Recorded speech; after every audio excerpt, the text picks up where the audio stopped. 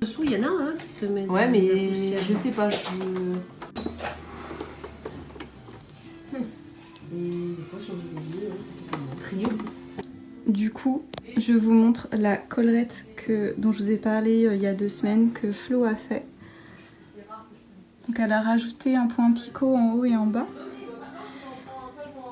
Mais voilà, je trouve ça superbe. C'est très doux. Et oh là là. J'adore. Ça habille n'importe quel haut qui est peut-être un peu simple en hiver. C'est vraiment le genre de choses que je veux faire. Et j'avais plein d'idées en crochet, mais celle-ci est en tricot et... Enfin, tricot et crochet. Très très hâte.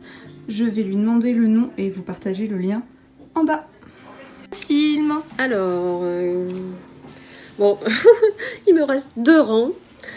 Mais j'en vois pas le bout parce que je crois qu'il y a 480 points. Voilà. 480 points. Donc j'arrive à faire deux rangs dans la demi-journée. Parce qu'en fait, tu reprends le long maintenant. Voilà, là ça maintenant j'ai fini toute l'écharpe sur du long, tout le long. Et sur le côté, j'ai fait un super ourlet. Ah oui, Voilà. en effet, c'est très Ouais. long à faire. Et de l'autre côté, je fais un petit ourlet avec un point moucheté. Tout simple, mais c'est long, long, long. Voilà. Mais ça sera bientôt terminé. Et bah Voilà. merci Flo pour cette petite update. Annabelle, tu veux dire coucou à la caméra? Surtout pas. Ok, vous l'avez vu brièvement, mais c'est tout. Annabelle aime me faire réparer sa machine à coudre qui normalement devrait remarcher. Et moi je devrais récupérer la mienne. Donc on va prendre des cours de couture toutes les deux. Et on va repartir sur la couture en plus. Bye. Bye bye.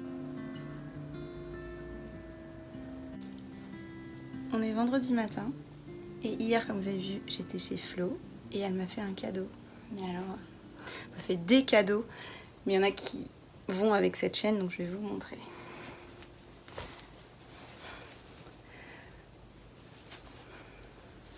Donc genre, un sac avec des moutons. Je suis contente. Mais alors, à votre avis, qu'y a-t-il dedans? De la laine? De la laine. Regardez. Une laine bien épaisse. Elle m'a dit que celle-ci en plus se tenait très bien si je faisais un panier au crochet.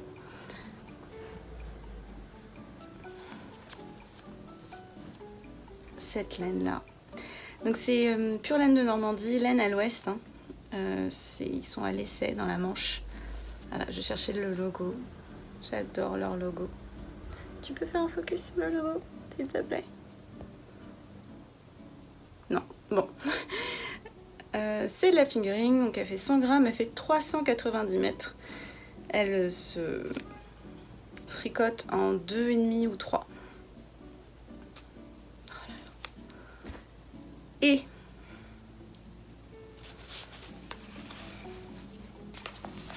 ces 2 écheveaux. Donc on est vraiment sur une gamme de verre, ce qui me va très bien, j'adore le vert. Donc celui-là qui est très lumineux, encore une fois 100% pure laine, teinture végétale. Je n'arrive pas à prononcer cette marque parce qu'elle est finlandaise, donc c'est Orin Kokera. Et donc j'ai la Lemus, il y a 360 mètres, donc j'en ai 2. Donc j'ai de quoi me faire un petit pull sans manche, je pense. C'est pareil, c'est de la fingering. Ou, comme Flo l'a suggéré, elle m'a dit, avec d'autres couleurs, hein, forcément, je peux mélanger. C'est magnifique. J'aime les couleurs, j'ai différentes épaisseurs, j'ai différentes teintes de vert, donc je vais pouvoir faire plein de projets avec. Merci, ça se rajoute à mon beau stock.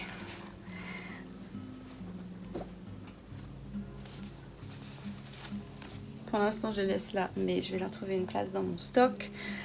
En sachant que j'ai reçu... Les circonstances sont faites que mon père s'est retrouvé avec des meubles d'une ancienne pharmacie. Et du coup, j'ai un casier que j'ai pu récupérer. Encore un pour mettre des pelotes. Et donc là, je suis en train d'essayer d'arranger des pelotes solitaires pour qu'elles donnent vraiment envie. Pour mon futur... échange de laine de grenier qui sera en septembre, si tout se passe bien. Et je l'ai posé juste à côté de moi. C'est très joli, mais en effet, il y a des pelotes qui sont bien fatiguées, qui font bien la tête. Donc je vais faire ça quand j'aurai trop mal aux mains, mais là j'ai un peu d'énergie. Donc, vous l'avez vu hier, j'ai fait un tout petit peu de crochet. Enfin, tout petit peu, non, j'ai fait pas mal de crochet sur un de mes sacs. Et là, je fais du tricot, je fais le pull gris pour ma maman. Je l'avais amené hier, j'ai fait 3 rangs et là j'en ai fait encore un peu. Et j'arrive à la moitié du nombre de rangs de côtes que je vais faire. Je dois faire 103 rangs et j'en suis à 50. Non, 105 rangs et j'en suis à 50 rangs donc sur 105. C'est bien. Je pense qu'une fois que j'aurai dépassé là, ça paraîtra moins long. Donc on y est presque. Je dis pas que je finirai cette semaine, mais je vais essayer d'avancer en regardant des vidéos de broderie d'ailleurs. En ce moment, je regarde des vidéos de broderie et aussi des vidéos sur le shopping de seconde main. Surtout dans la décoration, c'est vrai que c'est un truc que j'aime bien. Voilà. Voilà le programme pour la journée. Je mange chez ma grand-mère, mais je ne pense pas qu'elle a avancé sur son tricot, donc je vais pas vous montrer ça. Mais j'espère avoir des petites avancées à vous montrer dimanche. Peut-être pas de projet fini, mais voilà, une belle avancée sur le sac et sur le pull. Donc on continue, voilà, j'ai fait mes 3 premières semaines à mon travail, j'en ai encore 5. Je vous avoue que physiquement c'est épuisant pour moi. Mes collègues n'ont pas l'air aussi épuisés que moi, mais moi ça me... Vraiment, quand j'arrive au repas, elles me regardent, ça va. Je suis en mode... Oui, j'en peux plus. Ça me paraît incroyable, encore 5 semaines à tenir. Et on m'avait dit oui, mais c'est le temps de prendre le rythme. Là, ça fait 3 semaines, le rythme, j'aurais dû le prendre.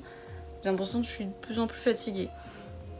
Bon, et ben on espère que la semaine prochaine, ce sera enfin le moment où j'aurai le rythme et j'arrêterai d'être aussi épuisée. On va voir. Et puis, au pire, il y a plus que 5 semaines dans ce travail-là.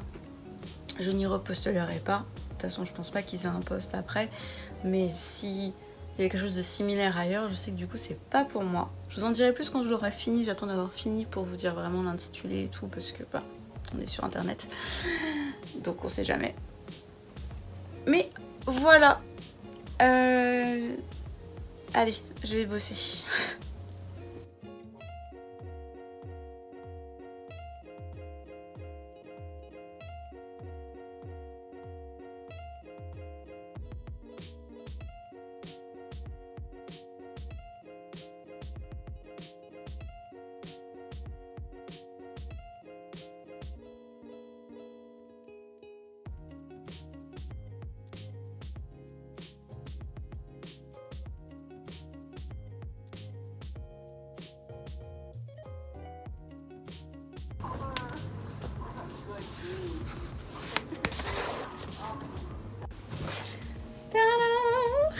Ma soeur m'a ramené la machine à coudre qui n'a pas servi depuis au moins 10 ans. Il y avait un petit fil coincé, je l'ai enlevé, j'ai mis du fil et là je l'ai branché. C'est le moment de vérité, va-t-elle marcher?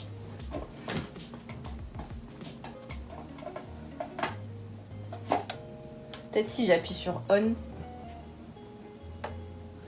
Encore mieux. Peut-être que si je mets le courant dans la machine, hop, qu'ensuite j'appuie sur on, et enfin,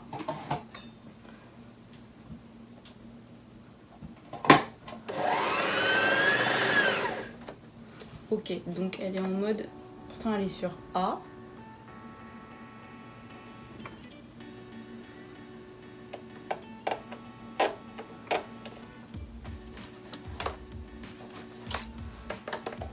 C'est le point arrière. Alors déjà, ça c'est pas ouf déjà. Ok. Pourquoi elle est sur mettre du fil là?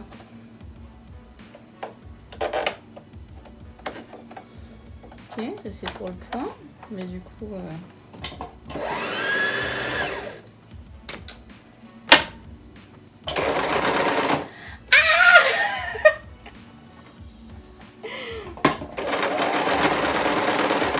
Ok, donc elle est complètement... Ah, c'est là qu'on met les... Trop bien. Là, t'es rapide. La tension du fil est pas ouf. Attends que je trouve ma tension.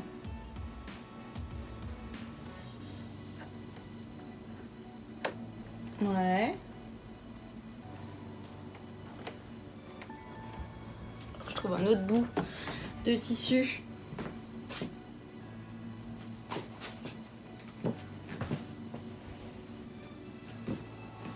Je pensais être prête, je ne suis pas prête.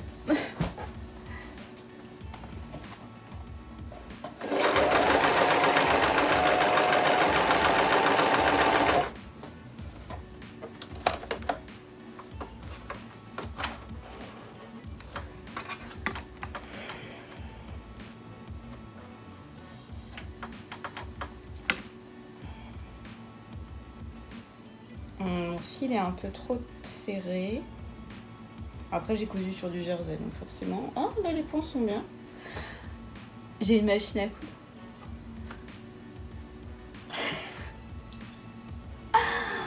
Oh my god.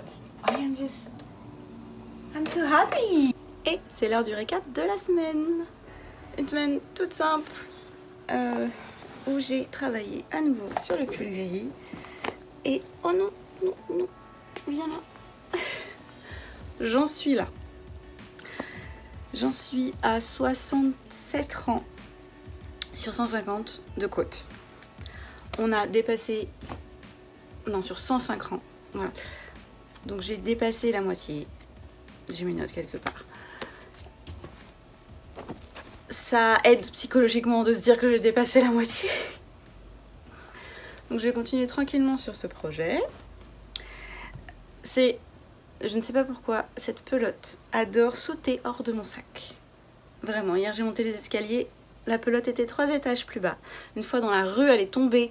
Un monsieur qui passait par là s'est pris les pieds dedans, m'a tiré la pelote. Enfin, mais vraiment, le projet maudit. Et sinon, j'ai fini les 2 panels différents pour ce sac-là. Donc on en a un qui est beaucoup plus sobre. Et de l'autre côté, on avait beaucoup plus de changements de couleur. Pour finir, on est sur la anse. Et pour avoir la bonne grosseur, j'ai mélangé 2 pelotes. Celle-ci, si je me trompe pas, c'est ma grand-mère qui l'a dans son stage depuis super longtemps. Et celle-ci, encore une fois, un don laine de grenier, une pelote solitaire. Donc on est vraiment sur des restes qui ne sont pas de mes propres projets, j'ai l'impression. Ah si, j'ai réussi à glisser ce fil, le gilet de mon grand-père. Alors j'ai pas fini de le recoudre, mais clairement j'avais des petits bouts de fil de ma première couture qui traînaient, donc je les ai intégrés. Donc il y a un peu de moi dans ce projet tout de même. Donc voilà, on rappelle que c'est un sac où la anse démarre le long du sac. Donc même s'il n'est pas très grand, ça rajoute quand même un peu de longueur pour cette anse. Ça va vite, je tricote, je crochette avec un crochet de 4,5, mais c'est assez épais donc ça avance assez vite. C'est un point simple, hein. Je l'ai déjà dit, c'est un point. Vous faites une maille serrée simple et une maille serrée un rang plus bas, vous alternez et vous vous retrouvez avec un très très joli motif. Moi, j'aime beaucoup, on le voit bien aussi ici. Donc voilà, je n'ai pas fini de projet cette semaine, c'est pas grave, j'ai avancé, c'est mes jours de repos, jeudi et vendredi. Là, samedi, j'ai reçu la machine, je l'ai testée, elle marche. On va pas tout de suite se lancer en couture parce que j'aimerais finir quelques autres projets avant de me rajouter quelque chose. Mais j'ai une machine à coudre si j'ai besoin de réparer quelque chose. Oh, je suis vraiment, vraiment contente, elle marche. Je dois faire quand même plusieurs essais pour vérifier les autres points parce que j'ai jamais testé les autres points. C'est une machine vraiment que j'ai achetée il y a peut-être... il y a 15 ans, je crois, pour ma petite sœur. Parce qu'elle avait évoqué le fait de vouloir apprendre à coudre. Et du coup, pour un Noël, je lui ai offert ça. Et finalement, elle s'est pas lancée dans la couture. C'est pas grave. J'avais pris la machine, moi. J'avais essayé. J'avais fait des trucs vraiment pas ouf. Puis elle me l'avait redemandé en disant, bah cette fois, je pense que je vais tester. Donc là, la machine, elle est partie avec elle. Et ma sœur a déménagé à Lille. Donc, on pouvait plus la passer aussi facilement. Entre temps, j'avais prêté à ma tante si vite fait qui me l'avait rendue en disant je crois qu'elle ne marche pas. Et j'étais mince. Bon, j'avais repassé à ma soeur. Et là, ma soeur me la rend en me disant je n'y ai pas touché toutes ces années, donc je ne sais pas du tout si ça va marcher. C'est-à-dire que là, j'ai récupéré le fil de la canette du dessous, était remonté jusqu'en haut. Il avait été passé et tout. Tu m'étonnes que ça marche pas si tu passes le fil comme ça. Enfin, donc j'ai doucement enlevé. Il y avait un fil coincé quelque part. J'ai réussi à le débloquer. Et hier, du coup, non pas hier, plutôt aujourd'hui, j'ai fait quelques points et ça marche. Donc maintenant, il va falloir vérifier que j'arrive à avoir une bonne tension. Il va falloir que je fasse des canettes, que j'apprenne à faire des canettes. Je n'ai pas le manuel, je pense qu'il est sur internet. C'est une machine Silvercrest achetée à Lidl, donc il y a 15 ans, mais elle est complètement mécanique, il n'y a pas d'électronique. Et apparemment, c'est bien parce que c'est plus facilement réparable dans ces cas-là que quand c'est l'électronique qui bug, beaucoup plus dur de réparer soi-même. Donc j'espère pouvoir faire des choses merveilleuses avec cette machine. J'ai déjà plein de projets à lister. Évidemment, vous me connaissez, c'est pas les idées qui manquent. Et j'ai aussi pas mal de vêtements à réparer. Récemment encore un pantalon que j'aime beaucoup porter, que ma soeur m'a donné. Une des coutures a sauté dans le bas. Et je pense que c'est juste histoire d'aller tout droit. Donc ça va être très simple à réparer. Mais c'est plein de petites choses qui s'accumulent, qu'on ne fait pas. Des vêtements qu'on ne porte pas. Et c'est vraiment dommage. Alors qu'il suffirait d'un petit coup de machine pour les réparer. Donc je reviens à cette idée vraiment de faire un repair café spécial vêtements. Si possible dans ma ville et dans des villes avoisinantes. Et il y a déjà une association qui fait ça. Donc en fait, il faudrait que je m'en rapproche d'eux plutôt que de créer ma propre structure. Et de voir, ils ont qui organise ça. Et pour m'associer à ces personnes et leur dire, bah vous gérez la couture, c'est super parce que moi j'apprends. Et moi, je peux être là pour les gens qui ont des problèmes avec des vêtements en tricot. Pour voir si les mailles sont réparables, sont rattrapables. Et nous faire des séances repair spécial vêtements. Et je suis associée du coup avec mon ami Boucréa pour créer cette association Laine de Grenier. Et je pense que Laine de Grenier, voilà, ça pourrait être bien sûr donc les échanges de pelotes, mais aussi des repair cafés, des conférences, tout ça pour prolonger la vie de nos vêtements. Et de plus en plus ça se concrétise. Et pourquoi créer une assoce ? Et bah parce que certaines assos, alors je sais que c'est à but culturel, et là c'est pas vraiment un but culturel, mais à but culturel peuvent avoir des locations de salles gratuites par exemple. Donc là il faut que je vois si on peut avoir un statut, soit pour avoir des subventions ou autre chose, pour louer des salles, pour organiser ces événements. Je sais que le Repair Café qui avait organisé un troc avait pu avoir 2 salles différentes dans la ville où je suis, donc je peux aussi me rapprocher d'eux pour savoir c'est quoi le statut qu'ils ont. Et voilà, le but n'est pas de créer 1000 structures, même si je crée la mienne parce que j'ai ce côté échange de laine qu'ils n'ont pas. Pour ce qui est de la réparation et du troc vêtements, ils en font déjà. Donc plutôt que de se mettre en concurrence, voir si je peux être une autre participante de leur association. Et proposer, voilà, j'aimerais beaucoup faire un troc vêtements, mais un truc vraiment très beau, quoi, avec des portants qui font pas... Alors, on aime parfois faire un peu de la chine, fouiller et tout, mais présenter d'une façon plus magasin, c'est aussi rendre un peu la noblesse à ces vêtements, justement dire c'est pas juste de la seconde main, non, c'est pas grave s'ils sont de seconde main, ils méritent d'être mis sur un portant, pas juste plié en vrac dans un bac, tout à 10 €. même s'ils ont à 10 euros, même s'ils sont à 2 euros, les présenter pour qu'ils redonnent envie en plus. Voilà, hein, clairement, ça donne plus envie. Et c'est sûr, ça prend du temps de faire ça, ça prend de l'espace. Mais pour moi, c'est important. Donc, je vais continuer à travailler là-dessus un peu dans l'ombre. Et quand ce sera enfin concret, je pourrai vous l'annoncer. Mais j'en parle déjà parce que ça me motive d'en parler. Et après, il ne faut pas s'éparpiller non plus. C'est pour ça que je me dis, attends, il y a déjà une association qui fait ça. Ça sert à rien de tout monter de A à Z alors qu'ils ont déjà sûrement un bon rouage mis en place. Ça fait plusieurs années qu'ils existent. C'est une association qui est sur Ducet, qui s'appelle Essentiel. Donc, il faudrait que j'aille les rencontrer et me renseigner beaucoup plus. Donc voilà, avec le travail en ce moment, je suis assez naze. Mais sur mes jours de repos, ce serait bien de faire ça. Et de m'aider à créer et créer avec eux. Bon, c'est tout pour cette semaine. À la semaine prochaine. Bye!